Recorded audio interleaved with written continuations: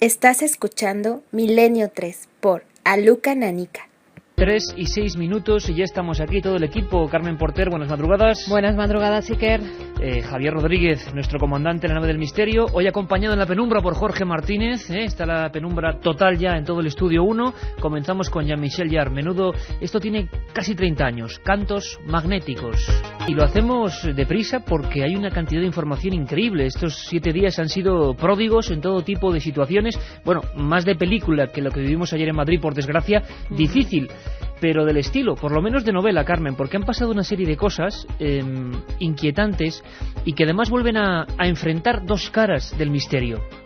Una, imagino que ya, bueno, pues lo habéis escuchado en diversos espacios informativos, la muerte de un personaje clásico del misterio, el fallecimiento de una persona que ha sido uno de los iconos del siglo XX, de los fenómenos también paranormales, por qué no decirlo, envueltos en la temática religiosa.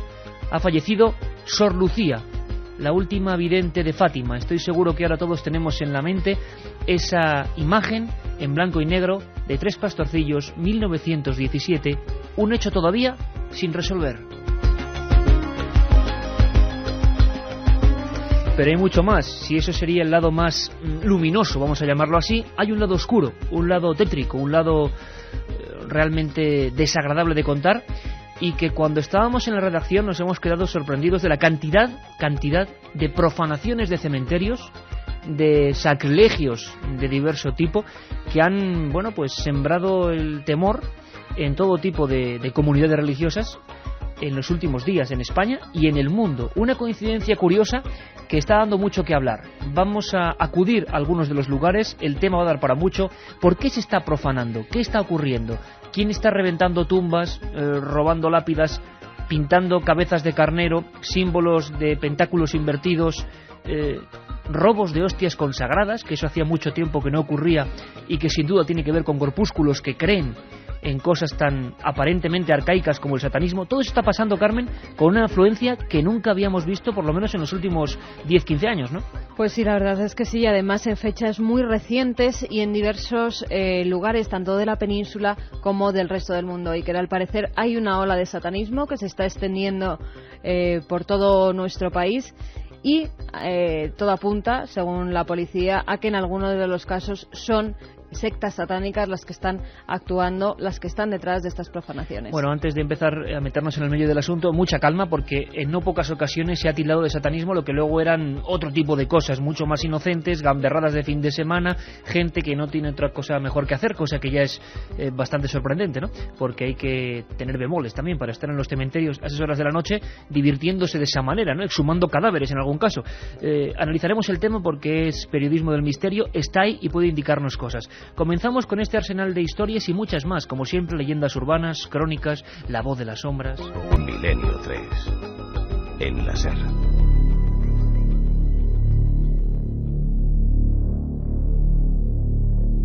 Tres y 10 minutos. Carmen, ante todo, como siempre, líneas abiertas. Además, hoy, bueno, increíble la respuesta que tuvimos el viernes con el programa sobre el misterio de las catedrales, al poneros ese cuadrado mágico de Gaudí, que daba 33. Fue increíble. Nos demostrasteis una vez más la inteligencia que tiene el público que escucha la cadena SER y Milenio 3 también, porque la inmensa mayoría, por no decir todos, se habían acertado a la primera ese código que dejó Gaudí en la Sagrada Familia. Hoy no es algo tan jocoso, pero sí os pedimos la ayuda a través del 7640, palabra clave milenio, porque nos gustaría saber, quizá a través de vosotros podamos comprender que en otros pueblos que no han llegado a la red informativa, digámoslo así, de última hora, o no se informa de ello porque son lugares más apartados, también están ocurriendo este tipo de hechos. Porque teníamos noticias de unos cuantos, Carmen, pero es que revisando, entrando en contacto con corresponsales, nos hemos empezado a dar cuenta que había muchos más en diversos sitios en una franja más o menos de las últimas 2-3 semanas, ¿no? Si te parece, vamos primero con esa noticia, esa, bueno, necrológica que tenemos que dar. Un personaje que era tan influyente que tú le dedicas, bueno, pues el primer capítulo en parte de ese libro, que por lógica hoy tenemos que sortear 3 ejemplares, Carmen. Pues sí, que como bien has dicho, vamos a sortear 3 ejemplares de Misterios de la Iglesia publicados por EDAV entre todos los que nos escriban al 7640, palabra clave milenio, espacio divorcio y lo que queráis. Y vamos con esta necrológica. Ayer a las 5:30 de la tarde fallecía en Coimbra, Portugal, a los 97 años de edad, Sor Lucía, la última de los videntes de Fátima que quedaba con vida. Lucía nació el 22 de marzo de 1907 en Aljustrel, una localidad cercana a Fátima. Cuando contaba 10 años fue testigo junto a sus primos Francisco y Jacinta de la aparición en Cova de Iria de una figura que identificaron con la Virgen. Según la vidente, que era la única que oía las palabras de la aparición, esta les dijo que fueran allí cada día 13 durante 6 meses seguidos. En la última de las apariciones, el 13 de octubre de 1917, se produjo lo que pasó a llamarse la Danza del Sol, de la que fueron testigos nada más y nada menos que 70.000 personas.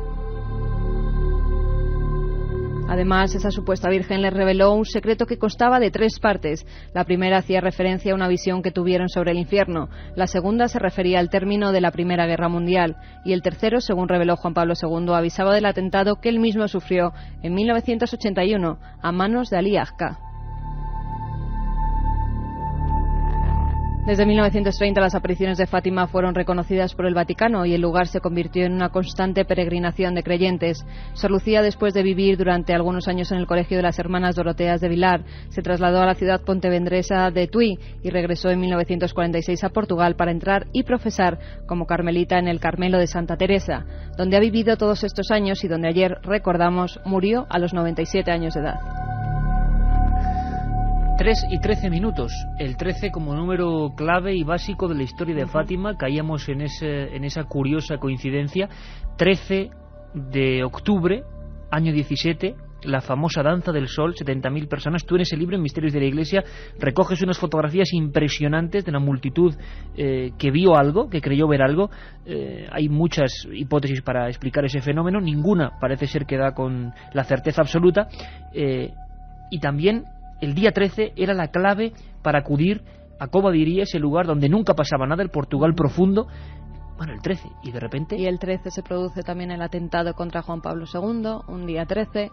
El 13 se anuncia ese tercer secreto de Fátima. Y son muchas coincidencias con el número 13. Y la muerte de Sor Lucía, el día 13, el último, a las 5:30 de la tarde.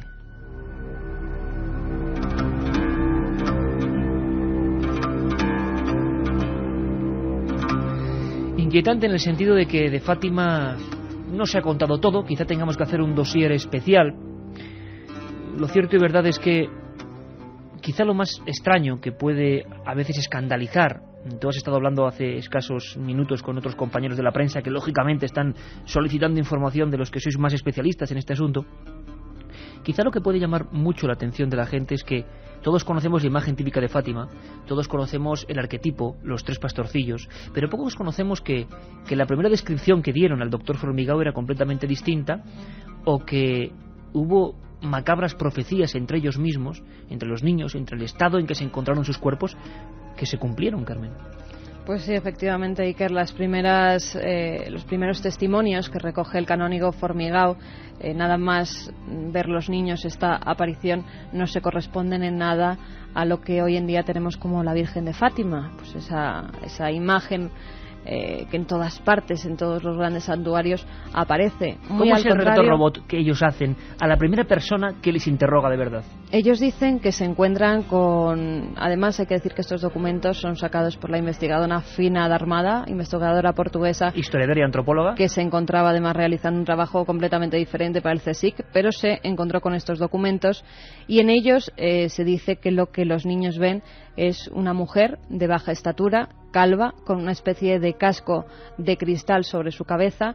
En las manos porta una bola que al parecer despide rayos de luz y lleva un vestido acolchado de color blanco y con costuras, según dicen ellos, de un color dorado. Esa es la primera descripción que hace. Robot al doctor Formigao, al canónigo Formigao, que toma sus datos. Y ahí está ese documento que no se sacó hasta mucho tiempo después. Hablamos de casi 70 años.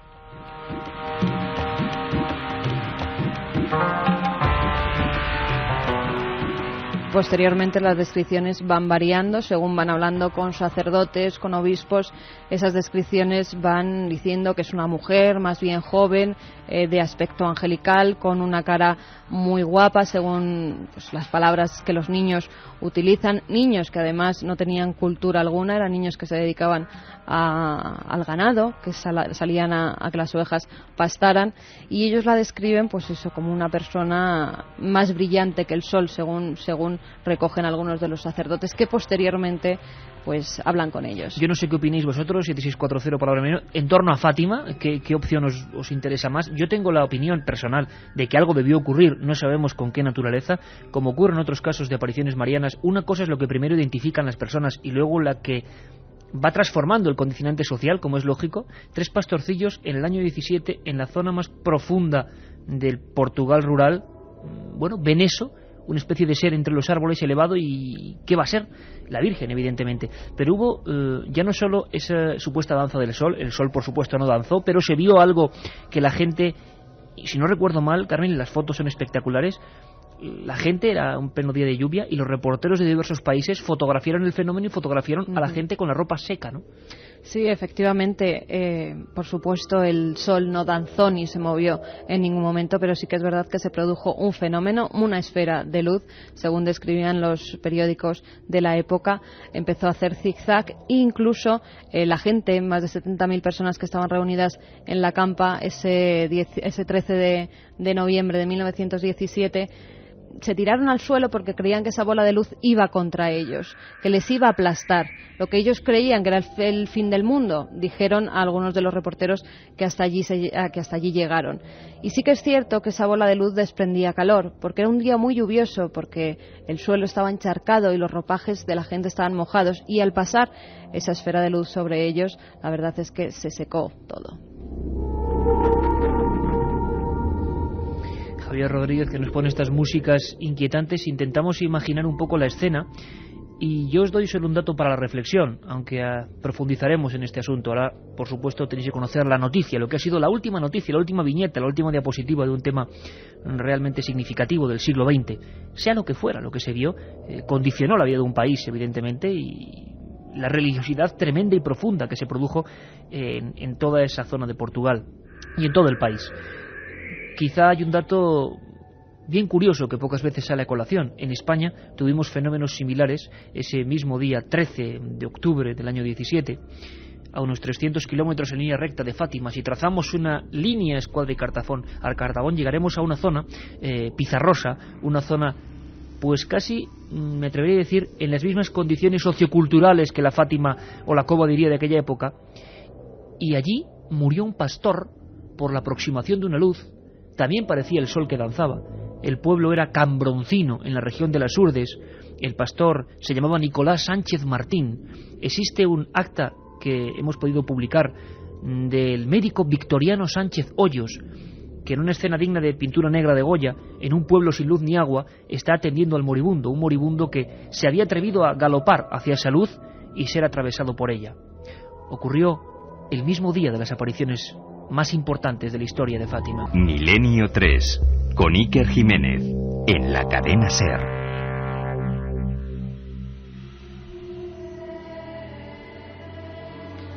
Vamos con mensajes que nos llegan ya al 7640, palabra clave milenio. Luis nos dice: Lucía ha fallecido en día 13, el número 13 es la clave en las fechas de los sucesos de Fátima, la difusión del tercer secreto, el atentado a Betila, etcétera. Pues sí, ya lo hemos comentado antes.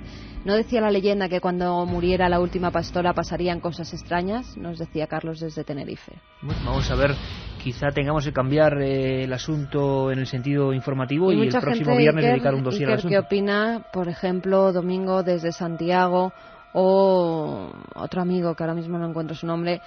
Nos dicen que si no será el aviso de la muerte del Papa, que Sor Lucía haya muerto antes, como ha estado tan malito en las últimas Hombre, claro, fechas, imagino pues, que a todo lo pasado cualquier interpretación puede ser válida. Porque claro, esta mujer es que tenía 97 años, claro, es que es normal, tenía una salud de hierro, ¿no? Comparado con los otros pastorcillos que tuvieron muertes prematuras e inquietantes estados físicos dentro de la tumba. Hay una fotografía que tú reproduces en Misterios de la Iglesia que es terrible, que es la exhumación del cuerpo de uno de los pastorcillos y se le ve la cara como de cera. La exhumación de Jacinta, que después de 15 años de ser enterrada, además se la enterró bañándola en cal viva, porque la enfermedad de la que murió era contagiosa. A los 15 años, al ser trasladada a otro cementerio, al sacar ese cadáver, ven que está completamente incorrupto. Cementerios, camposantos, y esa va a ser una de las tónicas que, no sé si afortunado o desgraciadamente, van a indicar nuestro programa, porque en esos lugares, que siempre nos dan un respeto especial, han ocurrido cosas que no tienen que ver con el buen gusto, pero que también indican que puede haber presencia de ciertos individuos, cuando menos dignos de ser tenidos muy en cuenta. Están pasando demasiadas cosas y vais a saberlas todas ahora mismo. Yo no sé si la gente nos puede ir ayudando, Carmen, y vas recopilando también información que tengan de diferentes pueblos, porque no me extrañaría que tuviéramos sorpresas y conocimiento de casos diferentes. Porque fijaos la cantidad de historias que están pasando. Si quieres, incluso vamos a empezar con una reportera, con una compañera de la cadena SER en Huelva, con Toñi Alfonso, que nos trae una crónica de lo que quizá empezó o fue la espita de inicio de una serie de hechos que hacía mucho tiempo, en los años 90, además fijaos y curioso, coincidió que en Turín, hacia finales de los años 80, principios de los 90, hubo un congreso sobre el demonio, donde por vez primera los periódicos del mundo empezaron a hablar de hay 600 sectas satánicas en el mundo. Sacerdotes del Vaticano hablaban por vez primera quizá a los medios de comunicación abiertamente sobre ese fenómeno que siempre nos inquieta, que es el satanismo. Y a partir de ahí en España surgen una serie de corpúsculos, la inmensa mayoría son de aficionados que no tienen otra cosa que hacer, el esnovismo de hacer lo que parezca más prohibido. Pero sí que es cierto que en España había otros grupos ya asentados, casi algunos desde el medievo, como es la secta del Toro en la zona de León. Por lo menos hay constancia histórica de ellos. Hay un gran repunte y, como suele ocurrir en el misterio, todo empieza a bajar. Hacia el año 96-97 apenas hay noticias y de repente nos encontramos de nuevo con sucesos inquietantes. Nos vamos cerca de la vera, o la ribera, mejor dicho, del río Tinto, en una población minera que ya perdió todo su esplendor. En un pueblecito muy concreto han ocurrido cosas. Conectamos con la cadena SER de Huelva y con Toñi Alfonso. Hace muchos años que nadie llora en el cementerio de La Naya, una barriada de un pueblo minero onubense, ya abandonada. Hace más de 50 años que nadie se entierra en este campo santo. Permanece alejado de la población, que en su día fue eje de la economía social de la provincia, destruido casi en su totalidad. Pero el descanso eterno de estos mineros ha sido perturbado en los últimos meses. Juan Delgado, vecino de Río Tinto, nos cuenta. El cementerio, que está medio destruido, hace años parece que hubo allí un poco de alguna gambertá o algo de esto y rompieron algunas lápidas. Entonces, pues, últimamente parece ser que ha aparecido uno de los nichos abiertos y se ven por allí los huesos y una calavera. Se han profanado nichos y destrozado lápidas de forma despiadada. En la actualidad estas tumbas no reciben cuidados ni visitas que lloren su ausencia. Ni siquiera nadie ha reclamado los restos óseos de sus ancestros. A nadie le importa que, ya sean por actos vandálicos o por cualquier tipo de actividad sádica, el descanso de los que un día dejaron la piel en las grises profundidades de las minas esté siendo perturbado. A nadie, excepto a ellos. Hay vecinos que aseguran haber oído voces de niños en las noches como de plomo fundido de Río Tinto. La otra realidad. Milenio 3. En la SER.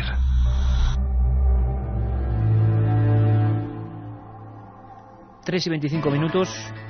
Empezamos el macabro repaso informativo. Miércoles 2 de febrero, San Fernando de Henares. Aquí al ladito, Carmen. Pues sí, que hacia las 3 de la madrugada un grupo de desconocidos golpeó con una barra metálica los cristales de un ventanal de la iglesia de los Santos Juan y Pablo de San Fernando de Henares para profanar el sagrario y llevarse el copón con las sagradas formas. No rompieron nada, ni se llevaron el dinero de los cepillos ni las limosnas de los lampadarios. A la mañana siguiente, cuando el párroco César Arzola se dio cuenta de la profanación, avisó de inmediato a la policía que en estos momentos se encuentra estudiando el caso, aunque según el canciller secretario del Obispado de Alcalá, José Ignacio Figueroa, todo apunta a que se trate de un grupo satánico. En los últimos años, solamente la diócesis de Alcalá de Henares es la tercera vez que se profana una iglesia para robar las hostias consagradas. Esto sí es un detalle curioso porque habitualmente el vandalismo en cementerios suele centrarse más en generar un destrozo para ser luego interpretado y llamar la atención de la prensa. Es decir, alguien, no los auténticos satanistas, no es que sean peores ni mejores, ni aquí calificamos a nadie. Hombre, el que hace daño a una cosa sagrada como puede ser la tumba de una persona, pues merece todo nuestro reproche, desde luego. Pero hay personas que, amparadas en estas modas que pueden surgir, lo que hacen es hacer algo para que se hable de ellos en la prensa y reírse un rato. Los que de verdad están haciendo este tipo de cultos lo hacen como auténticos sectarios que no quieren dejar pistas, sino luego tener un elemento para actuar. Y la hostia robada ya pasa inmediatamente a ser, digamos, elemento para el satanista. Es decir, se ha obtenido de una manera impura, como ordenaría Satanás, así entre comillas hablando. Y esto ha ocurrido en uno de los casos famosos de exorcismo que tenemos en España, en Zaragoza, precisamente, otra ciudad donde han pasado cosas, ahora vamos a contarlo. Era una niña que acabó con un estado de supuesta posesión terrible. Su hermano la indujo en estos temas y su hermano lo obligaba en el colegio de monjas a robar las hostias. Año 34. Sí, pero en la actualidad, en Italia, por ejemplo, hay una comisión de la policía que se dedica a investigar los robos de hostias consagradas, porque hay un verdadero mercado de hostias.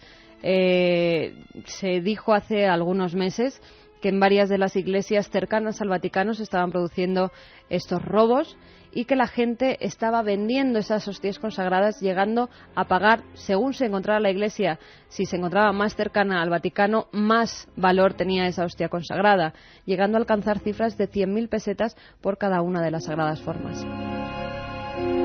Seguimos en Denia, donde parece que este es un hecho más, creo yo, relacionado con la delincuencia que con la creencia satánica. Pero claro, como ha coincidido en el tiempo, no deja de ser sugestivo. En Denia, la policía está investigando la profanación de un centenar de tumbas que se llevó a cabo el pasado domingo 16 de enero.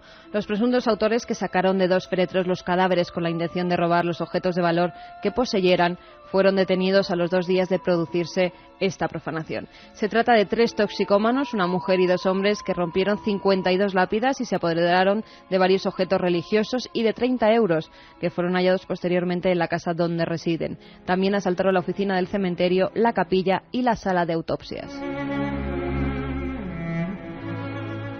La policía, que ha recuperado los marcos de plata, búcaros e imágenes de vírgenes en alpaca que se ponen en las lápidas, ha decidido exponerlos en la comisaría de Denia para que los vecinos afectados puedan presentar la correspondiente denuncia y recuperar los objetos sustraídos. Pero es que el 6 de febrero, en el mismo cementerio, los vándalos volvieron a destrozar la oficina del Camposanto, donde rebuscaron en los cajones y revolvieron todos los documentos. También se encontraron rotas 2 lápidas. Marchamos a Zaragoza, lugar que antes remarcábamos, donde también está habiendo un tremendo follón con cierta zona del Camposanto de Torrero, si no me equivoco, que, claro, creo que hay un circuito de cámaras y demás, pero que no llega o está inservible. El pasado viernes en el cementerio zaragozano de Torrero fueron profanados más de un centenar de nichos. Además se hallaron símbolos satánicos, crucifijos arrancados, pentáculos dibujados en el suelo, pintadas y cristales rotos. Los autores rompieron las hornacinas de las tumbas donde se suelen poner las fotografías de los fallecidos y se dedicaron a desfigurar las imágenes. La mayoría de las tumbas que han sido dañadas pertenecen a familias gitanas que en otras ocasiones ya han sufrido estos incidentes. José Hernández, presidente de la Asociación Gitana de Zaragoza, aseguró que está proyectado convocar una manifestación para protestar por esta situación, ya que en reiteradas ocasiones han pedido que se ponga más vigilancia en el Camposanto. Pero no solamente se están produciendo estos hechos en nuestro país. En Argentina se profanó una tumba y al parecer se utilizaron los restos humanos en una misa negra. En el Líbano también han sido destruidas varias tumbas y en la India muchas religiosas son amenazadas por un grupo de corte satánico que tras profanar su convento pues se dedicaron a amenazar a estas religiosas. La pregunta es clara y sencilla. ¿Qué está ocurriendo? ¿Qué está pasando? ¿Por qué hay este acto de simpatía, aunque no nos resulte nada simpático este tipo de acontecimientos? Yo no sé si en alguna ocasión hacemos bien o mal, porque por otro lado podemos recabar más información que nos podéis dar vosotros y seguir la investigación, que por supuesto ya está abierta y en la que podéis participar como siempre. Pero hay ciertas historias con las que el informador tiene que ser especialmente sensible, porque no se sabe hasta qué punto la gente interpreta las palabras de uno, y como ocurre con los suicidios. Es un fenómeno del que un día hablaremos con mucho cuidado, eso sí, pero ha ocurrido, Carmen, que cuando se habla de un suicidio vemos que de repente se producen o actos de criminología ocultista, y de repente se producen varios. Hay que tener mucho cuidado porque, claro, tampoco sabemos quién nos oye, y aunque sepamos que la inmensa mayoría son gente absolutamente sana, pues hay de todo. Desde luego los cementerios tienen historias inquietantes, no solo en su interior, sino en sus tapias, en sus avenidas solitarias. A esta hora, por ejemplo, puede que haya gente en algún camposanto haciendo de las suyas, no lo sabemos. Desde luego nos parece absolutamente positivo que la policía muestre sus cartas e indague. Ahora precisamente, a la vuelta escucharemos qué tenéis que decirnos, si habéis conocido estos hechos, si por favor en alguna ciudad que no esté reflejada en los periódicos ahora mismo, en estos teletipos, han ocurrido cosas. Toda la información es buena y toda será puesta en manos de quien corresponda para la investigación y la esclaración de los hechos. Pero vamos a hablar también, Carmen, en La Voz de las Sombras, de un personaje traído es profeso esta noche tan lúgubre. Alguien que no solo era asesino, sino también profanador. Se llamaba o le llamaban el Escalero. Milenio 3 en la SER.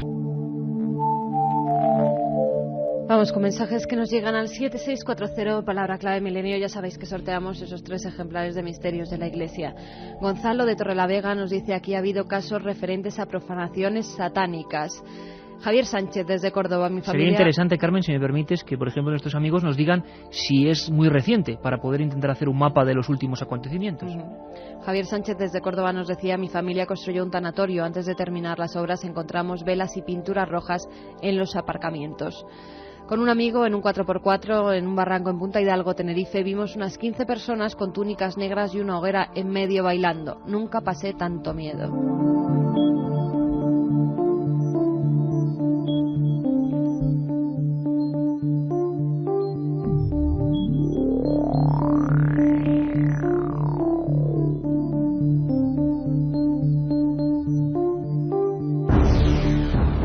Más que sectas satánicas, las profanaciones no son más que la consecuencia de la falta de educación y respeto que sufrimos en nuestra sociedad. ¿Pero quién se dedica al satanismo? ¿Tanto se puede manipular una mente y de forma colectiva?, nos dice Juan. Carlos nos dice: en mi pueblo, San Isidro, se han profanado varias tumbas en tiempos distintos. La última hace un mes y para colmo vivo en el número 13. Hace un mes, San Isidro.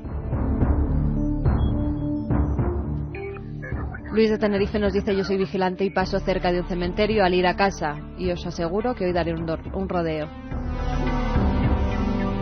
Sí, porque además después lo que voy a contar yo ahora va a ser como para que nos escuche alguien de un cementerio. Pedimos disculpas, sí.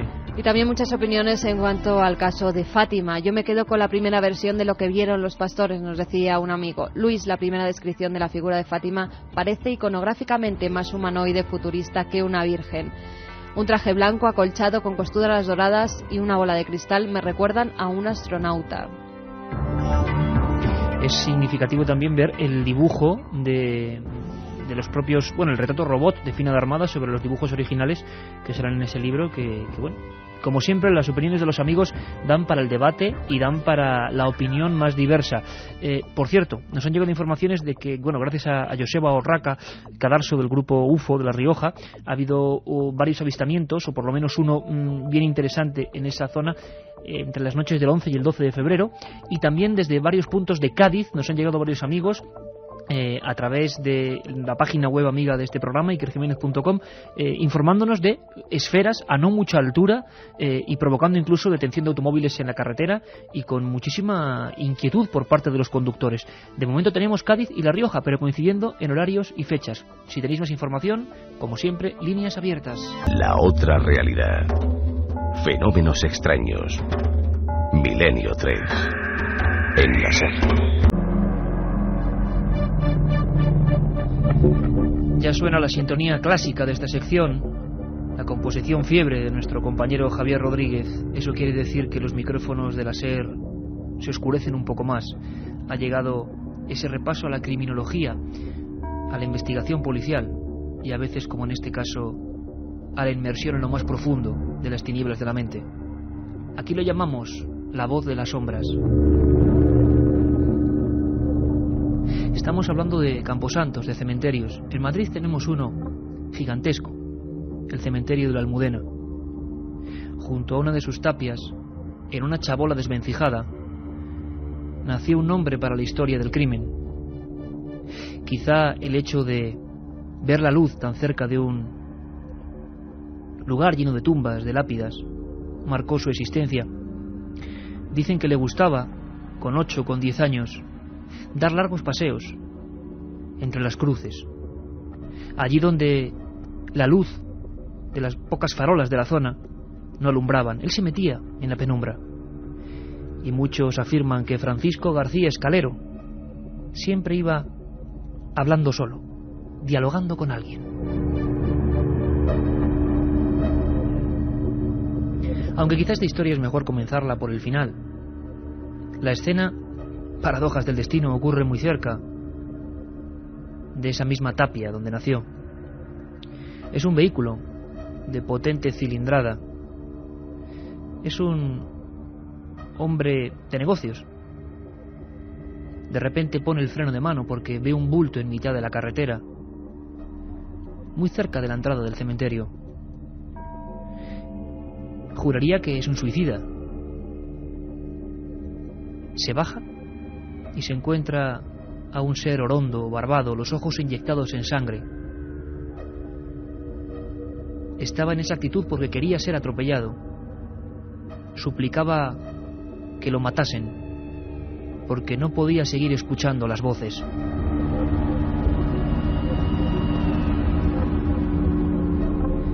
Esto ocurrió hace solo 12 años, tampoco nos remontamos tanto en el tiempo. Francisco García Escalero había tenido una vida difícil, tenía el cuerpo lleno de cicatrices, de tatuajes. Cuentan, o al menos eso contó, a los empleados del psiquiátrico, donde fue ingresado ya a los 12 años, que sus padres le pegaban. Se convirtió en una persona huidiza, taciturna, y siempre desde el principio con esa dinámica de escuchar unas extrañas voces, como de niños. Qué curioso, vuelve a cumplirse esa dicotomía, los cementerios y las voces de niños. No eran gatos maullando como muchas veces se explican estos casos, cuando alguien llama alarmado porque suena algo junto al cementerio, no. Él escuchaba voces de niños con total nitidez. Llegaron a su vida de una manera absolutamente inesperada. Escuchaba primero una risa. ¿Os imagináis la risa de un niño? Y después solo una frase que se repetía hasta no dejarle dormir, que le hacía salir de la chabola y buscar una víctima. La voz del niño decía: sangre. Por eso ya a final de los años 70 la policía tiene denuncias de personas que han sido atacadas como por un relámpago, siempre por la espalda y con un gran cuchillo. ¿Os imagináis lo que es estar caminando cerca de la tapia de la Almudena y que unas manos poderosas nos agarren del cuello por detrás? Girarnos y ver a ese hombre, esos ojos en sangre. Era él, el Escalero, el mendigo asesino.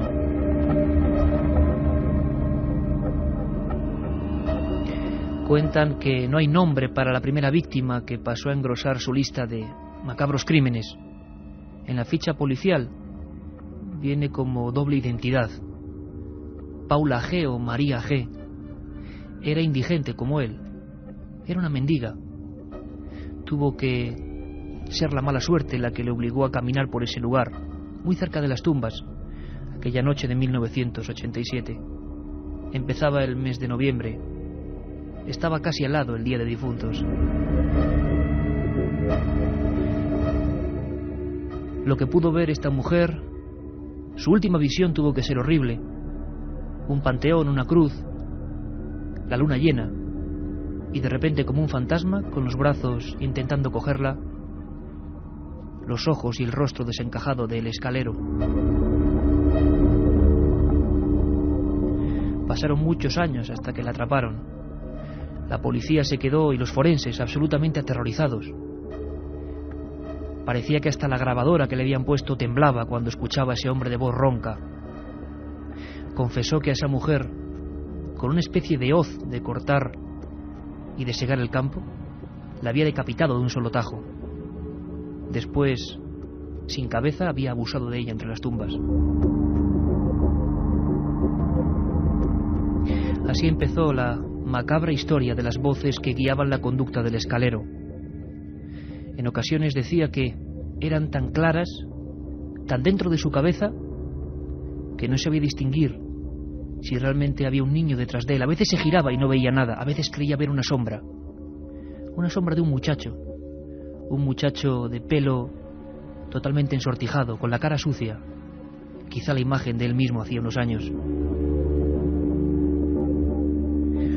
En 1988 acuchilló a Juan Cámara también entre las tumbas. Ese día la voz fue más allá. Lo dijo muy claro, ese niño que le hablaba en el cerebro directamente: sácale el corazón y cómetelo.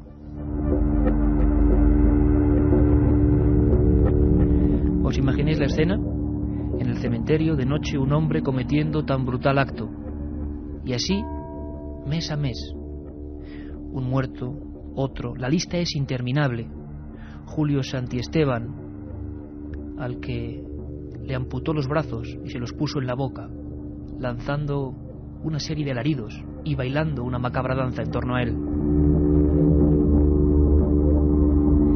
A veces, para huir de esas voces, Francisco García Escalero tomaba grandes cantidades de vino y los mezclaba con un hipnótico, rohipnol, para huir o para entrar en ellas.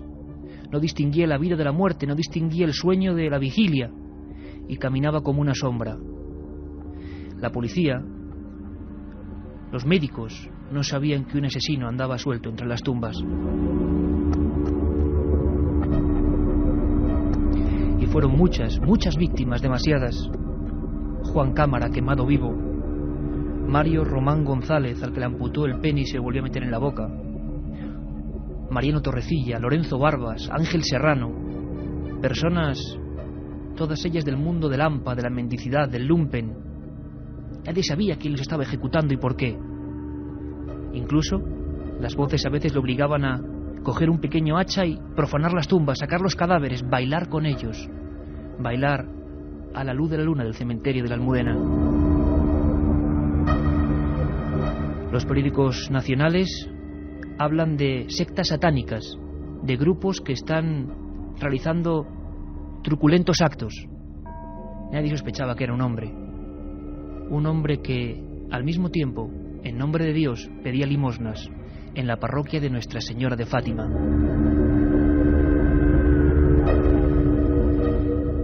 Se le imputaron 15 crímenes, pero pudieron ser 30 o 40, nadie lo sabe, porque muchos eran personas sin identidad, los sin nombre. Francisco García Escalero acudía desesperado al Hospital Ramón y Cajal. Allí a veces contaba sus crímenes, que se había comido un corazón, que había quemado vivo a alguien entre las tumbas. Los médicos no podían creerlo. Después de lanzarse a la carretera, después de ser ingresado en el centro psiquiátrico y la prisión provincial de Alicante en Foncalén, acaba confesando una serie de hechos que son dignos de la novela. Su última frase de aquella declaración es parte de la historia de lo extraño de la mente humana. Francisco García Escalero dijo: no tenía nada contra ellos, simplemente las voces me obligaban, me empujaban. Mientras viva nunca podré comprender por qué lo hice. Ahora ya no las oigo. Ahora tengo la mente en blanco. Ahora es como si estuviera muerto. Milenio 3. En la SER. Pues mensajes que nos siguen llegando al 7640. He estado jugando mientras os escucho porque despista un poco al miedo, pero me acaban de matar y adivinan la puntuación final. 666 puntos. Ahora, ¿cómo duermo? Borja, desde Vallecas, qué grandes sois. Estoy estudiando y me vais a hacer dejarlo y acostarme. Tengo los pelos de punta. Una amiga que nos escribe desde, o amigo, no lo sabemos, nos escribe desde Navas del Rey y nos dice: todas las sectas me asustan mucho, pero a pesar de ello estoy escribiendo una novela basada en sectas satánicas y jamás haría lo que cuento. Pues mucha suerte con esa novela. Vamos con casos más crudos que nos envían nuestros amigos. Hace menos de un mes encontraron un riñón humano en un parque de Granada. Dicen que habían hecho un rito satánico. había una pintada que inducía a pensar en eso. Hubo policía. Riñón humano en Granada. Vamos a ver si podemos tener más información, y desde luego os prometemos que con todos los especialistas y todos los corresponsales de Milenio vamos a peinar España en los próximos días para saber qué demonios, nunca mejor dicho, está ocurriendo. José desde Javea, que nos dice: en mi pueblo han profanado ya 3 veces en 4 años los cementerios. Además nos dice que ha grabado una psicofonía que dice a clase y que cómo nos la puede enviar. Pues tiene 2 líneas, o milenio3 con número @cadenaser.com o contenidos@ikerjimenez.com. Ahí si quiere hacerlo por mail, o la dirección postal, que es Gran Vía número 32, octava planta, 28013 de Madrid, a la atención de Milenio 3. Además, en la web, en ikerjimenez.com, que gracias a Guillermo León ya están todas las psicofonías de los oyentes que nos han ido mandando y que podéis con un solo clic, pues de nuevo escuchar y poder opinar. Seguimos con más noticias, seguimos con más historias, Carmen, porque la gente me comentas que sigue impactada y dándonos información que estamos apuntando. Esto de Granada del Riñón es para tener muy en cuenta, a ver qué ocurrió, ¿no? En Sant Boi, nos dice Raúl desde Barcelona, también ha habido profanaciones hace más o menos una semana. Una semana, Sant Boi, Barcelona. Esto casi desgraciadamente parece una alerta de información de este tipo, pero creo que hilándolo todo nos damos cuenta de que nada suele ser casual. Es decir que, bueno, hay gente, y que no se me echen por favor encima ahora todo el mundo de estos personas, amigos que juegan al rol, porque además queremos contactar con algunos de ellos, con federaciones y asociaciones de jugadores de rol, porque en algún medio he escuchado que se les relacionaba con alguno de estos hechos para algún tipo de juego de rol. Y como sé que además ellos amablemente me han escrito muchas veces, nos han escrito diciendo: Iker, hay que hacer un día un programa del rol para separarlo. Desgraciadamente, desde el famoso crimen del rol de Madrid, mucha gente todavía, como ocurre desgraciadamente, y a veces la prensa somos los principales culpables, enseguida se unen términos, ¿no? Y la gente habla del rol y no se mete en el sano mundo del rol, de los juegos de rol, sino que recuerdan el terrible crimen de Rosado, ¿no? Bueno, pues para que no ocurra esto, querremos también hablar con ellos, porque lo que es cierto es que se está contando que quizás se está haciendo un juego de rol y estén interviniendo varias personas en diferentes puntos. Que ellos mismos, los que juegan al rol, sean quienes nos saquen de dudas.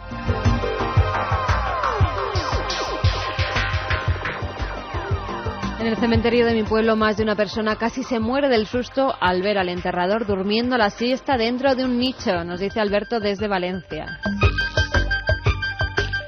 Es como el famoso vampiro gallego, ¿no? Que dormía en algunos nichos y que salía a pasear por la mañana, él tan tranquilo, con 2 uñas de gallo en los dientes clavadas, a veces lentillas rojas, pelo hacia atrás y capa. Y claro, hubo algún vecino pasando al lado del cementerio que se encontró con semejante individuo saliendo dentro de un nicho. Y alguna pareja que también fue al cementerio, que hay que tener, como decías antes, Iker, bemoles para ir al cementerio a hacer sus cosas, y de repente, cuando estaban en plena faena, les salió al encuentro.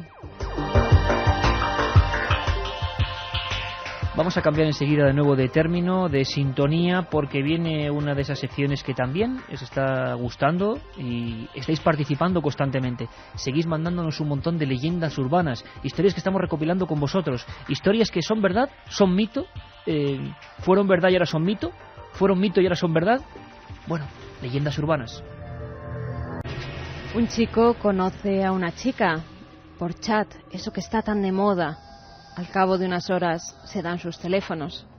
A la semana siguiente la chica muere. Los informativos dan la noticia y el chico queda muy afectado.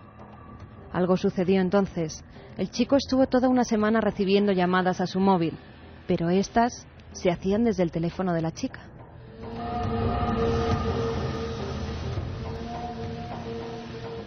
Una de esas veces se decidió a descolgarlo y pudo escuchar una respiración entrecortada. La llamada terminó. Pensó que eran imaginaciones suyas. Sin embargo, esa misma tarde decidió hacer una prueba para liberarse de aquella sensación que tanto le atormentaba y le asustaba. Se acercó al cementerio y buscó la tumba de su amiga cibernética. Pronto dio con ella.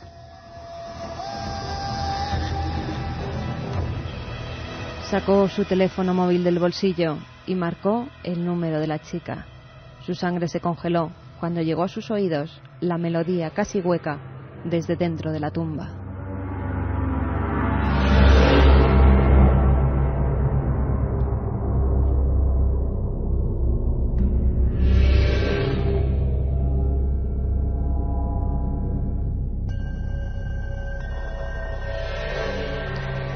13:54 ahora mismo. Menudas historias que nos mandáis, que de verdad hay que más de decirlo, uno. nos la mandaba Javi desde Ciudad Real. Javi desde Ciudad Real, madre mía, con Javi desde Ciudad Real, porque la verdad es que estamos viendo ahí un ingenio. Lo hablábamos con el profesor de la Universidad de Alcalá de Henares, el doctor Pedrosa, que hizo un estudio magnífico sobre cómo se van transformando los mitos. Muchos de ellos pertenecen no a Milenio 3, sino a la historia del misterio, lo hemos contado, chavales y chavalas lo han escuchado y luego han ido transformándolo. Pero algunas son dignas de un Stephen King o de un Allan Poe, La llamada de móvil desde la tumba. Tienes una noticia realmente curiosa, Carmen. Según ingleses, los acecha un vampiro.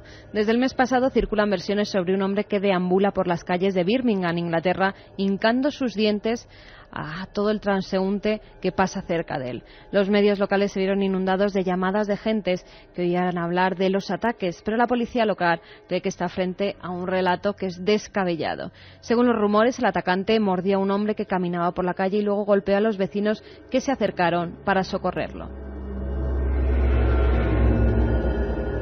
También se dijo que a una mujer le arrancó un pedazo de la mano de un solo mordisco, pero hasta el momento, Iker, solo hay rumores de gente mordida en sus propias casas, algunas de ellas que llamaban a la puerta y ese presunto vampiro les mordía, pero no hay ningún nombre, ningún dato fehaciente, y esto puede que se convierta otra vez en una leyenda urbana. Interesantísimo, porque tú estás recogiendo de varios teletipos internacionales, además, de varias agencias de noticias. Según ingleses, los acecha un vampiro. Y claro, ¿qué ocurre? Pues que ahora mismo estamos viendo Chile.com, estamos viendo Terra, estamos viendo principales portales del mundo. ¿Qué está pasando? Pues está pasando lo que puede ocurrir con Internet, que cualquier historia, sea certera o no, está en todo el mundo en un segundo. Con lo cual, las leyendas urbanas están encontrando la autopista predilecta para que fluya su sangre de mito. Y ya no sabemos si es cierto o no es cierto. Mucha gente nos pregunta, ¿cómo podemos distinguir un mito de un hecho real, una leyenda urbana, y no podemos caer en la trampa de, pero hombre, tengo un amigo de un amigo? Pues muy sencillo. Las leyendas urbanas siempre son un amigo de un amigo.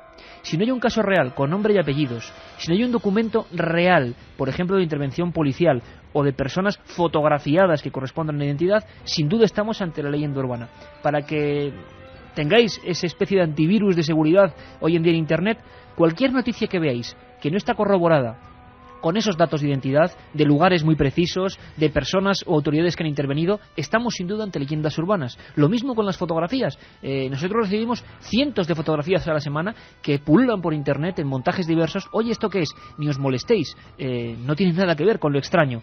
Cuando no hay información, cuando es de una mano a otra, cuando es un especialista de no sé dónde que no se cita, leyenda urbana. Espero que sirva de algo, Carmen, aunque me parece a mí que no.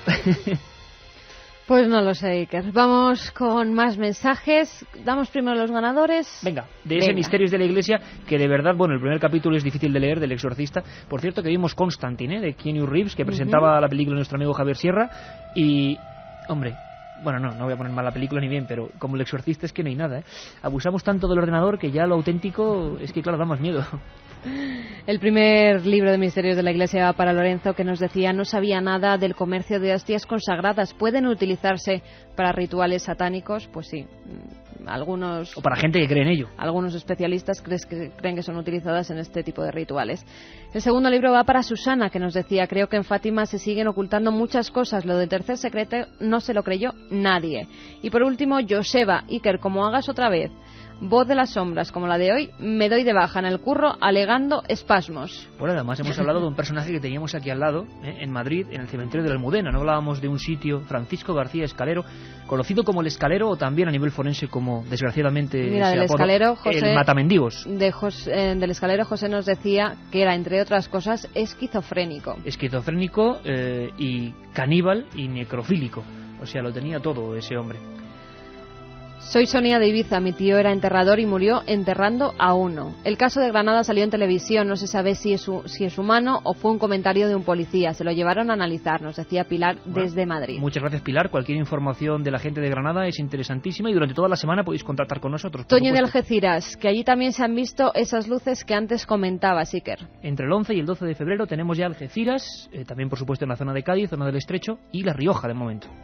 Un amigo de Zaragoza que nos dice que es de allí y opina que lo del pasado viernes es ya por racismo, porque siempre que pasa algo es aquí a nosotros, los gitanos. También, hay que decirlo, hubo tumbas profanadas que eran de personas que no eran gitanas. Bueno, ahí está la polémica, seguiremos informando y nosotros siempre, contando las noticias para que tengáis vuestra propia opinión. El viernes seguimos, no sabemos si con Fátima o con el otro lado oscuro, pero estaremos aquí. Un abrazo.